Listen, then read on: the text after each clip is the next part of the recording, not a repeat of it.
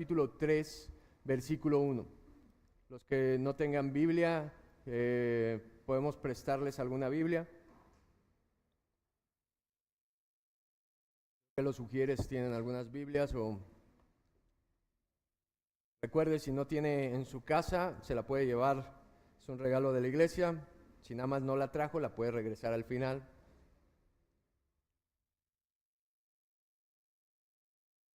Es lo que, no sé, allá atrás ya estamos.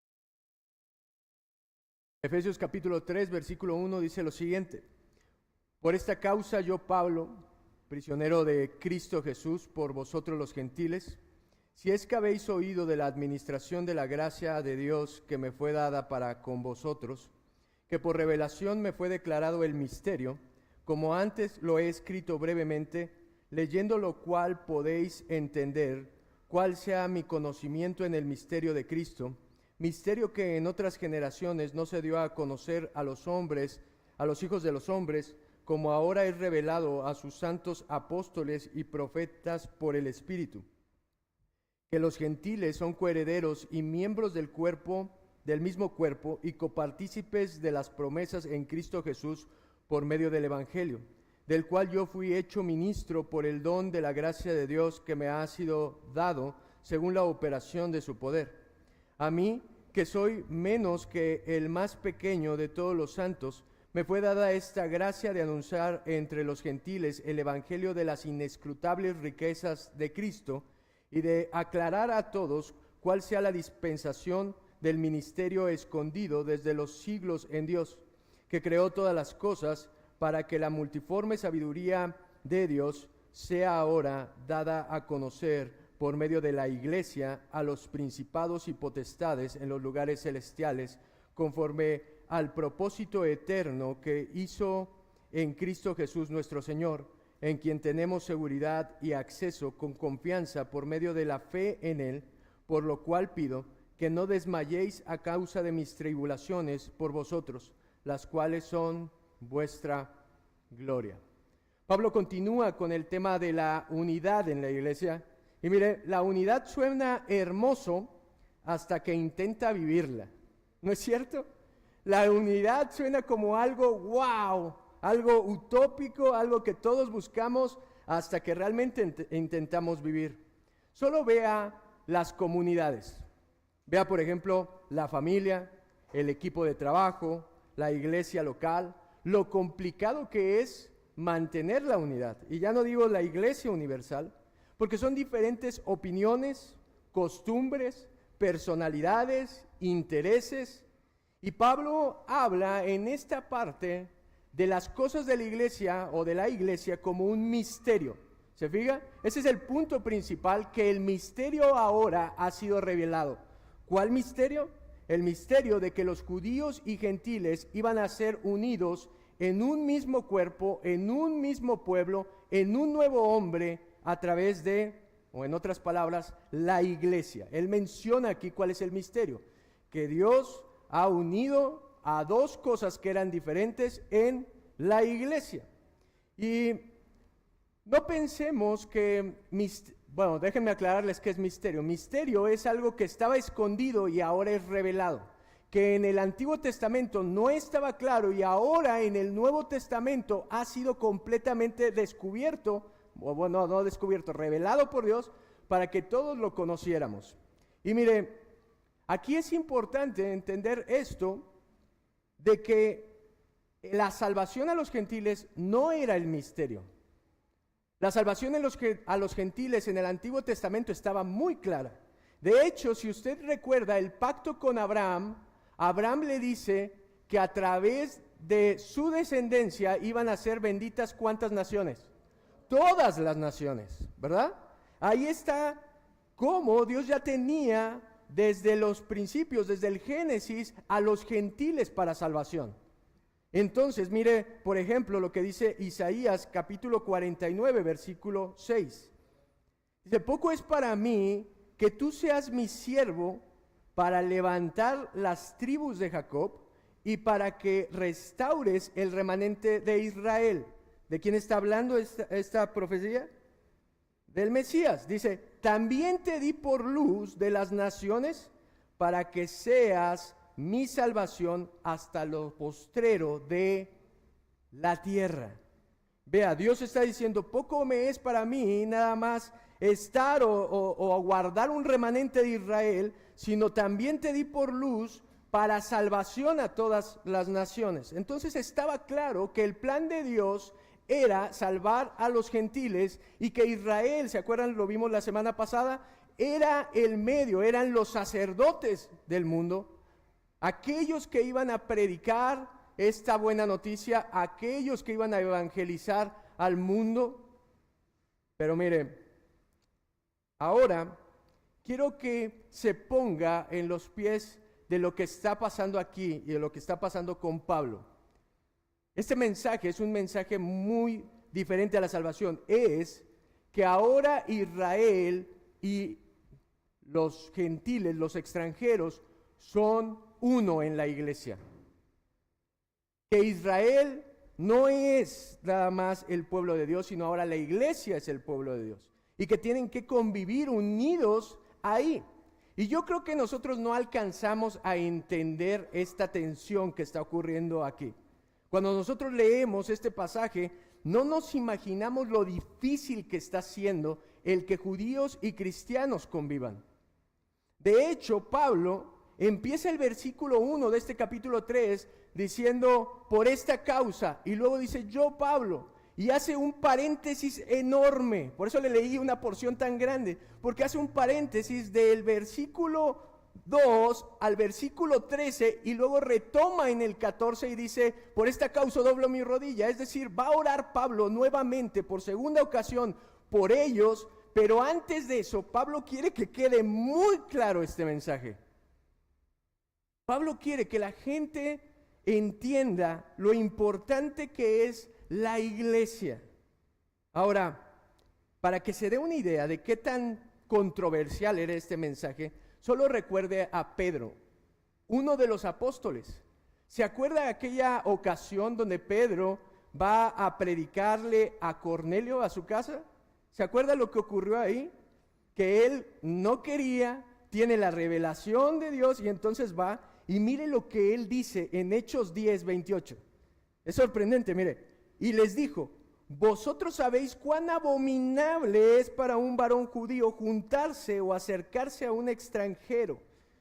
Pero a mí me ha mostrado Dios que a ningún hombre llame común o inmundo. O sea que en la mente de Pedro, ¿cómo era todo extranjero? Común o inmundo. Y él dice, mira, Cornelio, tú sabes el esfuerzo que yo estoy haciendo de estar aquí. Es como cuando a alguien no le cae y dice, estoy esforzando por ser buena onda. Y eso está diciendo, mira, tú sabes lo abominable que es un varón, para un judío, un extranjero. Pero solo estoy aquí porque me lo reveló Dios. Increíble.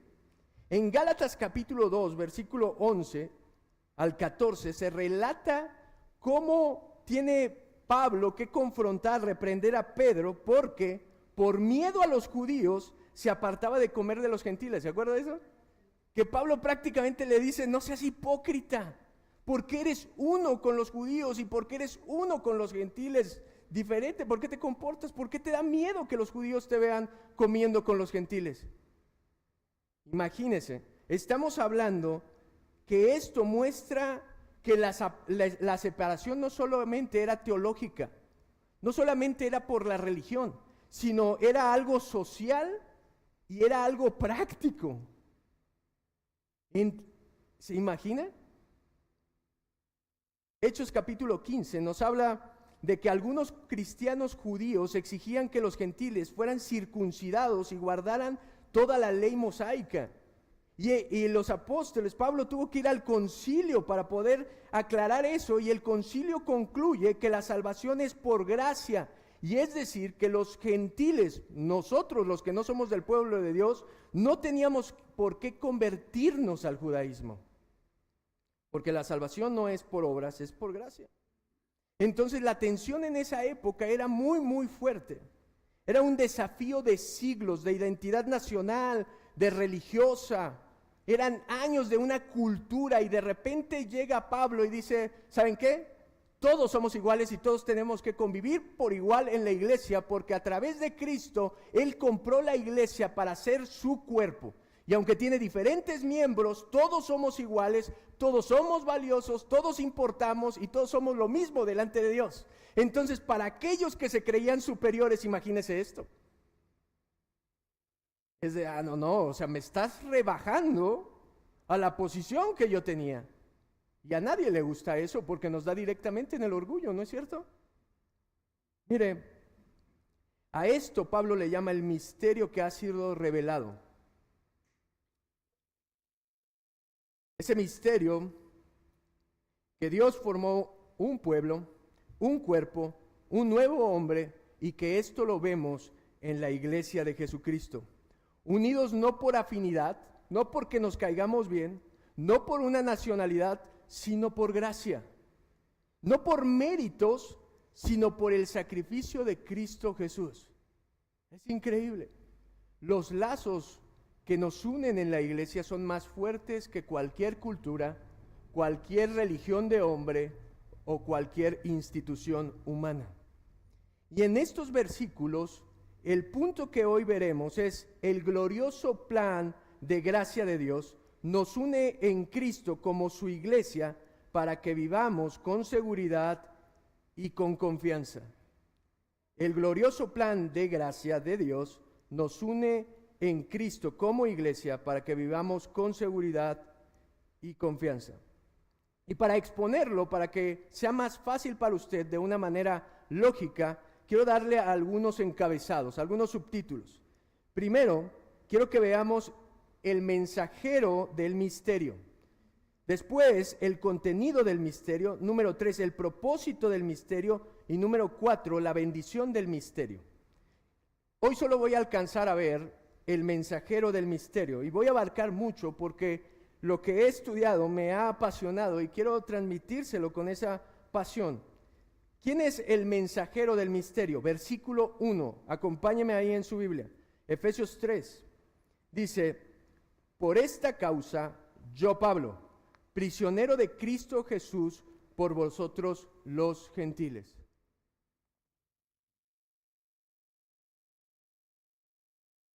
Es de llamar la atención que Pablo se vuelve a presentar y presenta sus credenciales para estar anunciando este mensaje a mitad de la carta. Y miren, si alguien tiene que ser el modelo de cómo servir a Dios, de un siervo de Dios, ese sería Pablo. Todos deberíamos de aprender de Pablo. Y algo que me llama la atención de este hombre, de este apóstol, es que él dice, por esta causa yo, Pablo, prisionero de Cristo. Prisionero de Cristo. Se llama a sí mismo como prisionero de Cristo. Y todos diríamos, ¿pero qué, Pablo? ¿Por qué te llamas así? ¿Por qué te llamas prisionero de Cristo diciendo que tú eres el prisionero y Cristo es tu carcelero? No es normal que se esté llamando así. En todo caso, pensaríamos que Cristo es nuestro libertador. Eso suena más bonito, ¿ah? Aquel que ha roto las cadenas. Tú no dices, Cristo es el que me puso las cadenas. En todo caso, sería mejor decir, Cristo, mi Señor, y yo siervo, ¿no? Pablo, siervo del Señor. ¿Le gustaría? Eso suena mejor, ¿no? ¿O qué tal Pablo, oveja del pastor que es Jesucristo? Pero Pablo no dice eso. Pablo les dice, Pablo, prisionero de Cristo. Y él dice, ¿por qué es prisionero? Por vosotros los gentiles. Y mire, todos sabemos que Pablo cuando escribe la carta está en la cárcel, ¿verdad? ¿Y sabe por qué está preso? Bueno, no está en la cárcel, sino preso. ¿Sabe por qué está preso? Por predicar este mensaje. Este mensaje lo va a llevar a la muerte. Quiero que entienda que no apresaron a Pablo por predicar la salvación. La gente, cuando preguntamos por qué Pablo está preso, dicen por predicar el evangelio, no cualquier cosa del evangelio. Fue porque predicó que los judíos y los gentiles eran uno en Cristo. Ese es el mensaje que lo va a llevar a la muerte. Solo recuerde un poco. Quiero darle el contexto para que entienda cómo llegó aquí Pablo. Pablo era un fariseo celoso del judaísmo, llamado Saulo de Tarso. No se cambió el nombre, es el equivalente al nombre romano. Saulo es el nombre hebreo, porque unos me dicen, no, ya cuando te conviertas. No, es el equivalente, así como Paul Washer dice que se llama Pablo Washer en español, así Pablo, su nombre romano es Pablo, su nombre en hebreo se escribe Saulo, y él era un fariseo celoso del judaísmo que perseguía a cristianos, y cuando va camino a Damasco, Jesús se le aparece y lo comisiona para predicar el evangelio ¿a qué personas? A los gentiles. Pablo después se acordará que queda ciego, va con Ananías, ora por él, y pasa 3 años en Arabia Nabatea, donde Dios lo está puliendo, lo está limpiando, y después de esos 3 años regresa a Jerusalén, y al regreso, usted pensaría que Pablo entra y todos, hermano Pablo, hermano Saulo, y todo, ¿no? No, dice que la gente todavía escuchaba de su reputación y le tenían miedo. Decían, este hombre es el perseguidor de los cristianos. Su reputación estaba manchada. Y de hecho es Bernabé el que tiene que entrar al quite y decirle a la multitud, hey, tranquilos, tranquilos, es un hermano. Él se ha arrepentido y ha venido a Cristo. Y después de eso, finalmente lo aceptan y Pablo hace sus 3 viajes misioneros. ¿Y sabe a dónde fueron estos viajes misioneros? Bueno, en resumen, a todas las regiones gentiles, más bien, todos los viajes que hizo fue a regiones gentiles. Él agarraba, iba a las sinagogas donde se reunían los judíos, donde también eran aceptados en algunas los gentiles, y ahí predicaban. Y las sinagogas eran más hostiles contra Pablo que los propios gentiles. Es increíble. Pablo tiene que defender esta unión de la iglesia en su carta de Gálatas, en su carta de Efesios, en su carta de Filipenses. En todos está defendiendo que la iglesia ahora todos somos iguales, que no hay diferencia entre judío, griego, gentil. Bueno, gentil también son los griegos. Y luego, después de esta tensión, Pablo tiene un plan. Y él trata de conciliar las dos posturas y entonces él decide hacer una colecta, una ofrenda que los gentiles, las iglesias gentiles recaudaran para llevarla a la iglesia de Jerusalén, porque los creyentes en Jerusalén, que la mayoría eran judíos, estaban pasando por un momento económico difícil, y entonces Pablo hace esa colecta y para limar las asperezas, para mitigar la hostilidad, tiene planeado ir a Jerusalén. Y cuando hace una escala en Judea, aparece un profeta llamado Ágabo, que está relatado en Hechos 21:11. Acompáñame ahí para que...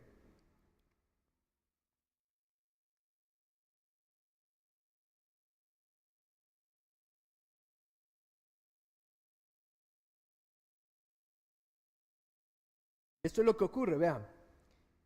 Dice, quien viniendo a vernos, tomó el cinto de Pablo y atándose los pies y las manos, dijo, esto dice el Espíritu Santo, así atarán los judíos en Jerusalén al varón de quien es este cinto, y le entregarán en manos de los gentiles.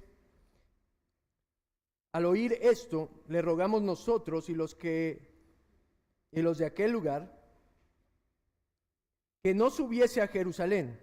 Entonces Pablo respondió, ¿qué hacéis llorando y quebrantándome el corazón? Porque yo estoy dispuesto no solo a ser atado, mas aún a morir en Jerusalén por el nombre del Señor Jesús. Increíble. Algunos cuando leen esto dicen, ay, qué soberbio Pablo, ay, no aceptó las palabras del profeta, ¿y por qué no hizo caso? El profeta no le dice que no vaya. El profeta le dice lo que va a ocurrir. Y le dice, ¿de quién es este cinto? El cinto era de Pablo. Y dice, aquí miren, se amarra los pies y le dice, así le va a ocurrir al hombre de cuyo cinto es este. O bueno, de este cinto. ¿Cuántos de nosotros ahí yo hubiéramos dicho, bueno, ya está, Estuvo padre que Dios me usara un tiempo, pero ya es tiempo que use otras generaciones, ¿no? ¿Cuántos irían si saben que lo van a apresar? Alguno pensaría en un plan y diría, ¿quién es el hermano que peor me cae de la iglesia? ¿Qué crees? Dios me habló y me dijo que tú fueras a llevar esta ofrenda. No es cierto. Dice que los que estaban ahí con él, al escuchar esto, tienen una aflicción y le dicen, Pablo, por favor no vayas. Dice, le rogaban que no fuera. Pero vean la actitud de este hombre que es el ejemplo. Les dice, ¿qué hacen llorando? ¿Por qué lloran? ¿Por qué me quebrantan el corazón poniéndose tristes? Porque yo estoy dispuesto no solo a ser atado. Esas ataduras son lo de menos, dice. Estoy dispuesto a morir en Jerusalén por el nombre del Señor Jesús. ¡Wow! Este es el mensajero del misterio. Este es el prisionero del misterio.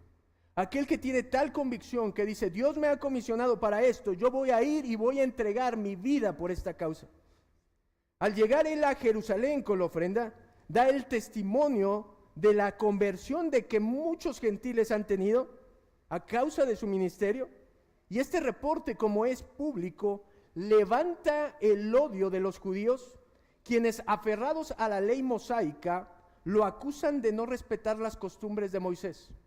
Y lo hacen le hacen una especie de prueba y le dicen, bueno, si tú dices que no estás en contra del judaísmo y que respetas a Moisés y esto y lo otro, agarran 4 personas, usted lo puede leer ahí, van a hacer un voto nazareno y le dicen, tú hazlo, tú págales el voto, tú purifícate y purifícalos a ellos.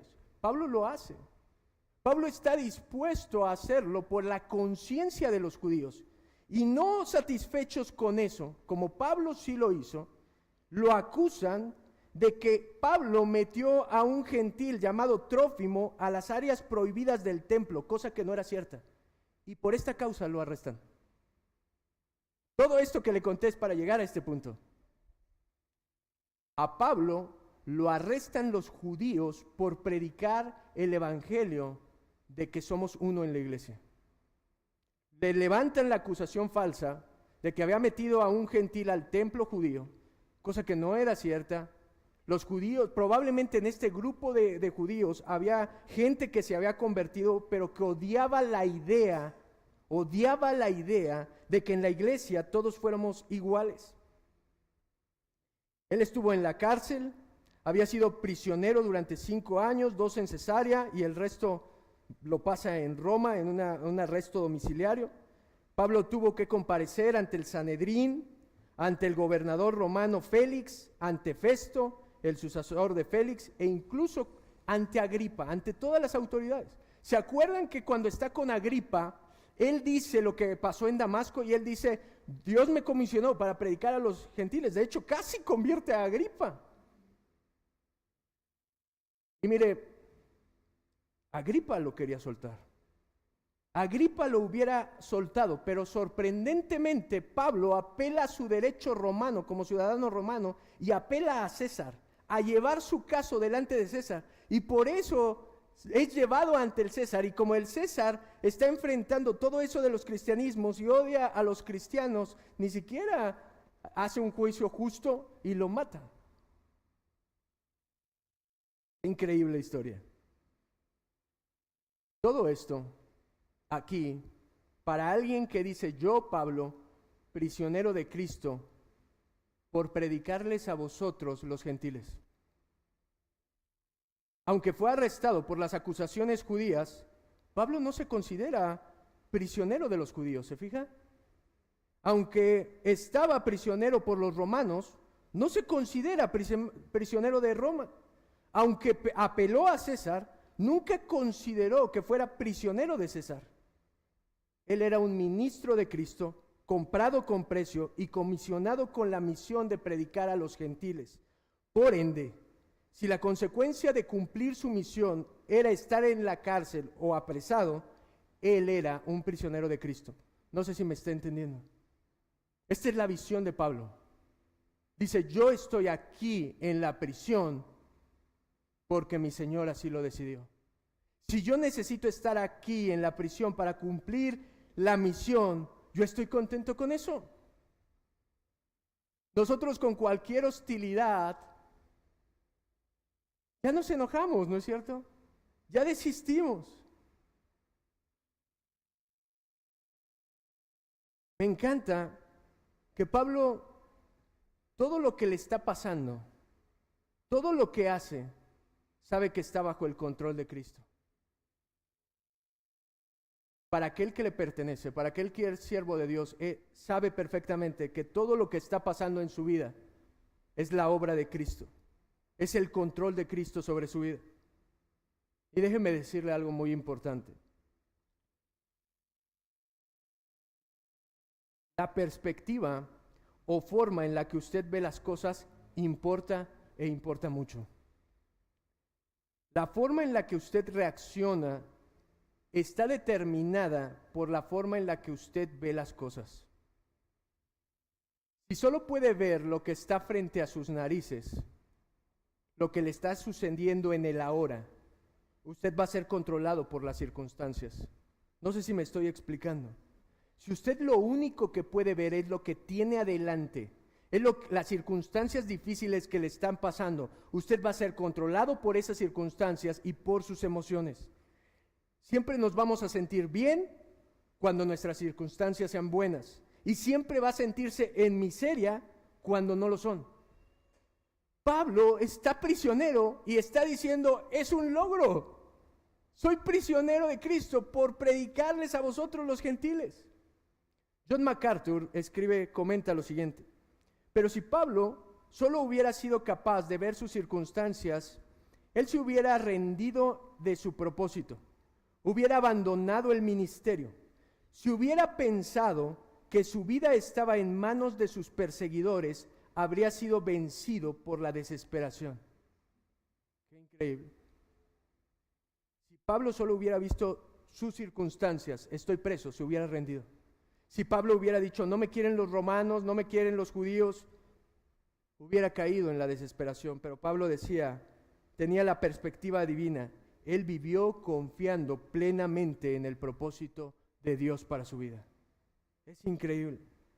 Vea cómo es la perspectiva de Pablo. 2 Corintios capítulo 4, versículo 7. Él dice esto: pero tenemos este tesoro en vasos de barro, para que la excelencia del poder sea de Dios y no de nosotros, que estamos atribulados en todo. Realidad. Esto es una realidad. Él está siendo atribulado en todo. Pero esta es la perspectiva de Pablo. Mas no angustiados. En apuros, su realidad. Perspectiva de Pablo. Mas no desamparados. Sígame ahí. Perseguidos, mas no desesperados. Derribados, pero no destruidos. Llevando en el cuerpo siempre por todas partes la muerte de Jesucristo, para que también la vida de Jesús se manifieste en nuestros cuerpos. Porque nosotros que vivimos siempre estamos entregados a muerte por causa de Jesús, para que también la vida de Jesús se manifieste en nuestra carne mortal, de manera que la muerte actúa en nosotros y en nosotros la vida. Qué increíble manera de ver la vida, ¿no? Si estoy vivo, está genial. Si estoy muerto, estoy muerto. Porque confiaba en el Señor. Vean el versículo 13. Pero teniendo el mismo espíritu de fe, conforme a lo que está escrito, creí, por lo cual hablé. Nosotros también creemos, por lo cual también hablamos, sabiendo que Él resucitó al Señor Jesús, que el que resucitó al Señor Jesús, a nosotros también nos resucitará con Jesús y nos presentará juntamente con vosotros, porque todas estas cosas padecemos por amor a vosotros. Vea la perspectiva. Todo esto que me está ocurriendo, las angustias, las aflicciones, son por amor a vosotros, para que abundando la gracia por medio de muchos, las acciones de gracia sobreabunden para la gloria de Dios. Lo hago por amor a ustedes, para que al final de todo, como siempre ha repetido en la carta de Efesios, todo sea para la gloria de Dios. Entrego mi vida, predico este mensaje para la gloria de Dios. Filipenses capítulo 1 versículo 12, déjeme se lo leo. Dice: quiero que sepáis, hermanos, que las cosas que me han sucedido han redundado más bien para el progreso del Evangelio. Vea la perspectiva de este hombre. Todo lo que me está sucediendo, todo lo malo, yo veo que ha redundado más bien para el progreso del Evangelio. De tal manera que mis prisiones se han hecho patentes en Cristo en todo el pretorio y a todos los demás. Y la mayoría de los hermanos, cobrando ánimo en el Señor con mis prisiones, se atreven mucho más a hablar la palabra sin temor. Pablo estaba haciendo un ejemplo a través de sus prisiones de que vale la pena morir por Cristo. Y otros hombres estaban atreviendo a predicar la palabra, a predicar el Evangelio, por el ejemplo de este prisionero. Él era un prisionero para y por la causa de Cristo Jesús. Él se ve a sí mismo como administrador de la gracia. Eso dice el versículo 2, mire, de Efesios capítulo 3. Si es que habéis oído de la administración de la gracia, esto es un hecho, ellos habían oído de la gracia de Dios que me fue dada para con vosotros. Él dice, yo soy el prisionero de Cristo que se me ha dado esta administración. Administración viene de mayordomía. El mayordomo era aquel que se le confiaba un negocio, una casa, y él tenía que administrar, pagar cuentas, cobrar y tener las finanzas en orden. Y él se ve así acerca de este mensaje a los gentiles. No sé si pueda entender. Él dice, a mí se me ha confiado este mensaje y ahora yo lo tengo que administrar y enseñar cómo vivir este mensaje. Él lo dice, por la revelación del misterio, versículo 3, que por la revelación me fue declarado el misterio, como antes lo he escrito brevemente, leyendo lo cual podéis entender cuál sea mi conocimiento en el misterio de Cristo. Vea el tesoro que es para Pablo este misterio. Él entendía perfectamente la importancia. Él entendía el tesoro que es la iglesia, donde todos tenemos una sola identidad a través de Cristo Jesús. Y nosotros no pensaríamos que este mensaje causara conflictos, ¿verdad que no? Suena agradable, suena bien, que todos somos iguales. Este mensaje no tendría que ser hostil, pero trabajar para la unidad es muy difícil. Trabajar para la unidad es muy difícil. A Pablo le costó su vida predicar este mensaje.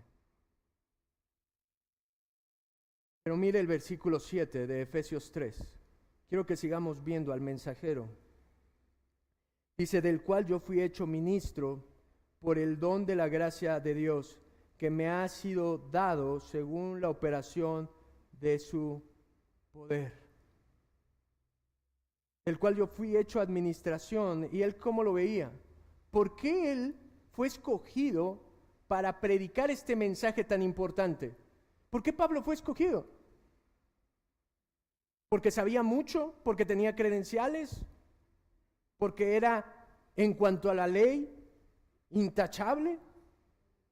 Él no lo ve así. Él dice, por el don de la gracia de Dios. Es decir, por el regalo de Dios. En otras palabras, Pablo dice, no estoy siendo el mensajero porque tenga la capacidad, porque tenga la habilidad, porque tenga el conocimiento, aunque lo tenía. Pero él dice, estoy en esto por la gracia que me fue dada para predicar un mensaje de gracia. Un mensaje de gracia a los gentiles. Pablo no es gentil, Pablo es judío. Y él lo ve como un privilegio el estarles predicando el evangelio de Jesucristo a los gentiles. Él ve un privilegio estar preso por esa causa. No sé si entienda esto es increíble. Ninguno que no esté en Cristo vería como un privilegio estar prisionero. Y él lo ve como un regalo de Dios. Como, wow, increíble. Soy prisionero por predicarles este evangelio, por gracia. No lo merezco.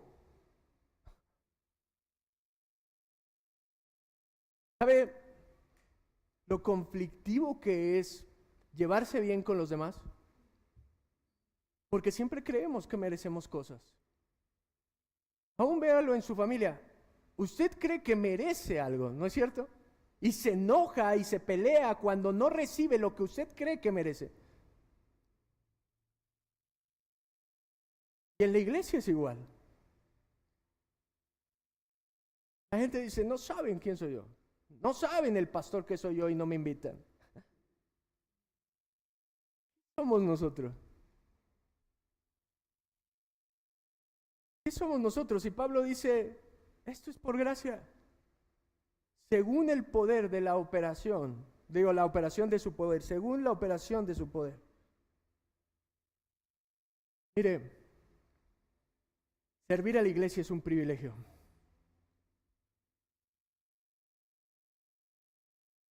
Servir a su iglesia local es un privilegio también. Es el privilegio más alto que podemos tener.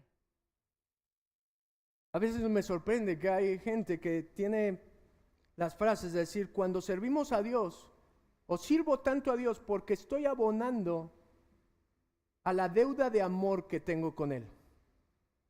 ¿Usted lo ha dicho? Estoy sirviendo a Dios para abonar a la deuda que tengo con Él. Déjeme decirle algo. Cuando usted sirve, no está abonando a la deuda de amor que tenía con Él. Se está volviendo más deudor. Porque servir a la iglesia de Jesucristo requiere más gracia. No solamente usted es siervo por gracia, sino necesita más gracia para servir a sus hermanos. Cuando nosotros servimos, nos hacemos más deudores y más deudores porque servimos por gracia y necesitamos más gracia para servir. Por eso todo ministro debe de ser un llamado divino de Dios. Bueno, sí, es divino, pues es de Dios. Pero un llamado de gracia. Porque ninguno de nosotros lo merece.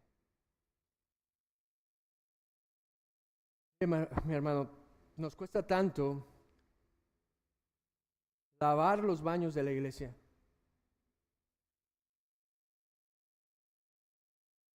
Cuando lavar los baños de la iglesia debería de ser un privilegio.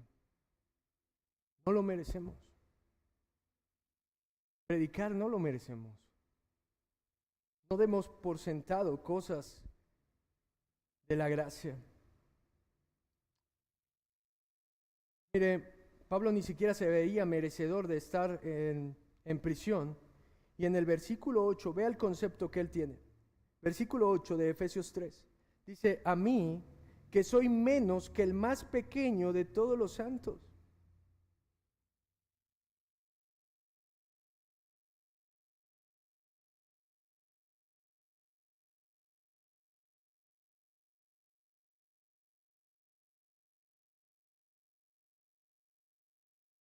A veces nos creemos tanto porque sabemos un versículo de la Biblia. Amado, a mí me da vergüenza. Es el teólogo de teólogos.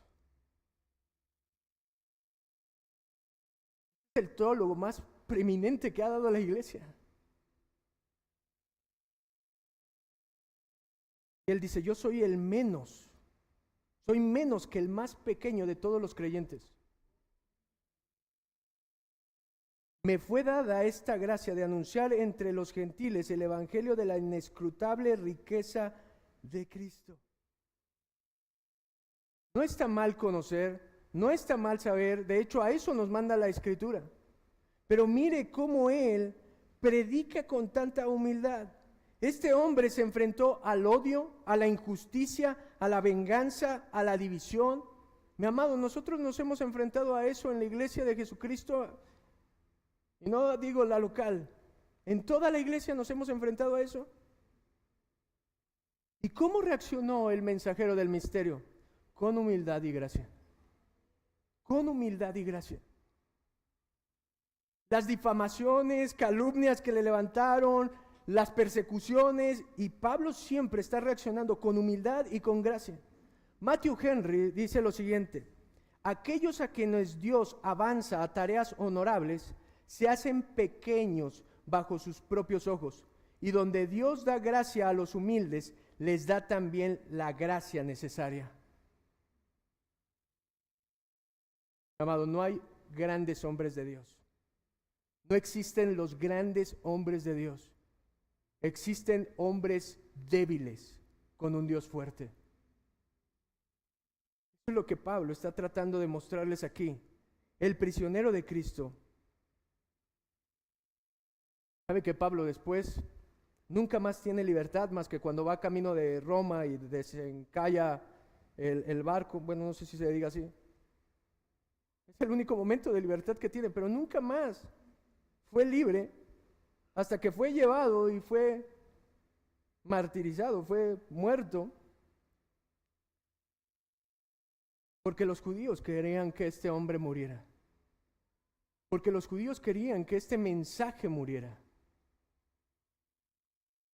Y este hombre estuvo dispuesto a dar la vida por la iglesia. Amado, este hombre estuvo dispuesto a dar su vida para ser el instrumento de Dios para que usted y yo escucháramos este mensaje del misterio. Nosotros tenemos esto porque Dios lo reveló a este hombre que fue hasta la muerte con la misión que Cristo le encomendó. ¿Sabe cuánto a nosotros nos cuesta mantener la unidad? Porque no estamos dispuestos a morir a nosotros mismos. Y no hablo de una manera física. Solo véalo en la familia. Los conflictos en las familias, ¿por qué son? Porque el ego puede más. Nadie quiere morir. Nadie quiere morir. Nadie quiere ceder. Ahora llévelo a eso, a la familia de Dios, y es lo mismo. Las divisiones son parte de todos los días.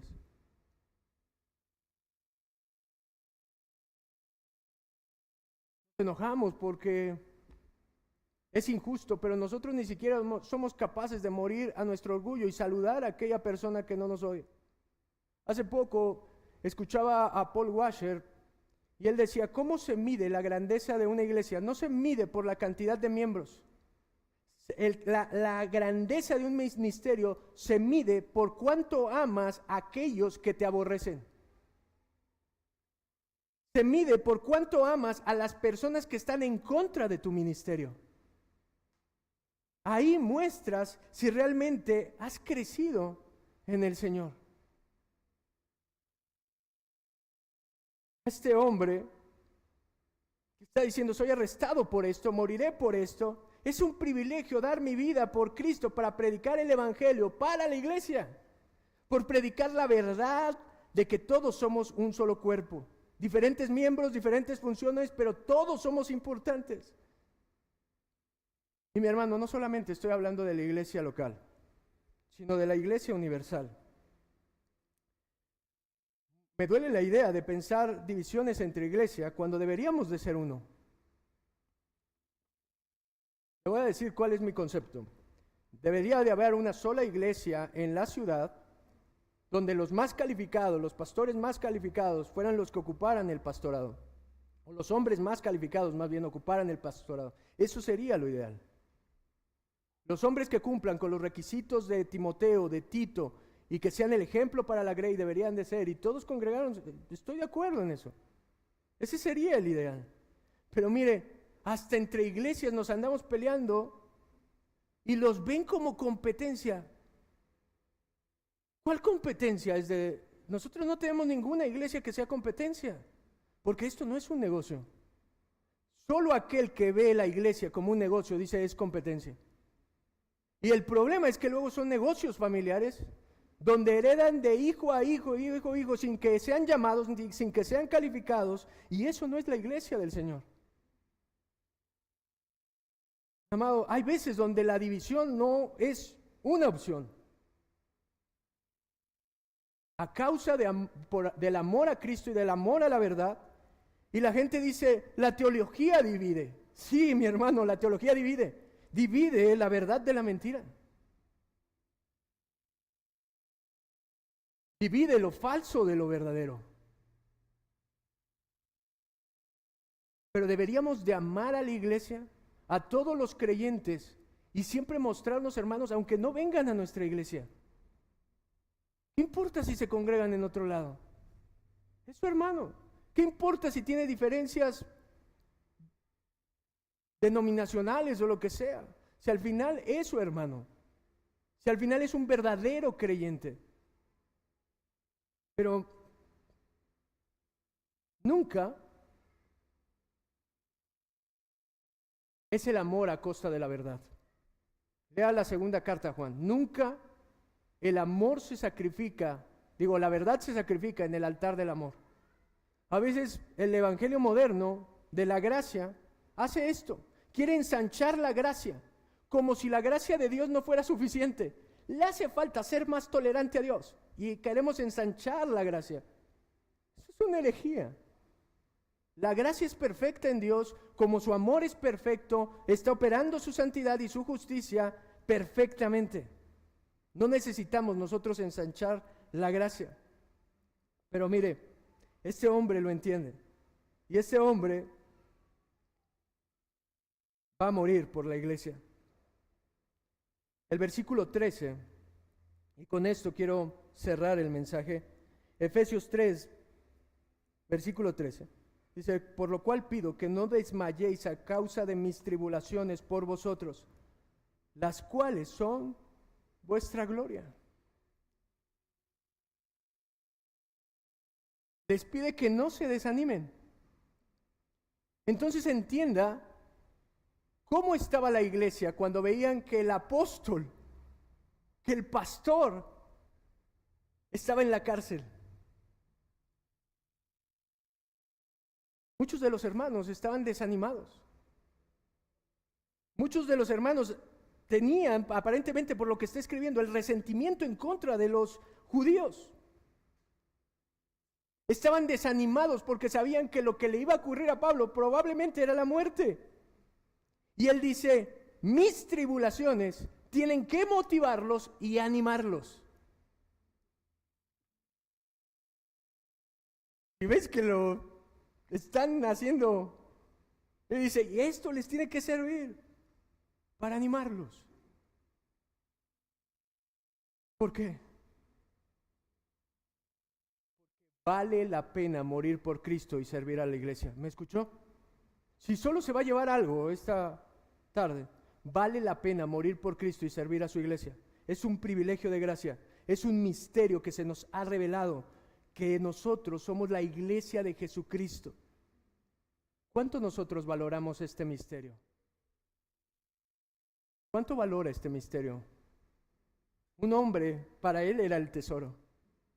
Para él, el prisionero de Cristo, estuvo dispuesto a ir por este mensaje, pero para usted y para mí, ¿estamos dispuestos a vivir por él? ¿A sacrificarnos por la iglesia? ¿A trabajar por la unidad? ¿A compartir el evangelio, aunque nos cueste? No olvide esto. Pablo fue prisionero de Cristo por amor a ti y a mí y a todos los gentiles. Que nuestra manera y nuestro valor de la iglesia sea a esa altura. Esa es mi oración. Que nosotros nos mostremos amigos con los de nuestra iglesia local. Que saludemos a las personas que estén al lado de nosotros. No vamos a lograr la unidad en la iglesia de Jesucristo si no somos capaces de preocuparnos por el que tenemos al lado. Hagamos nuestro deleite en lo mismo que Cristo se deleita. Amén. ¿Por qué no me acompaña a orar?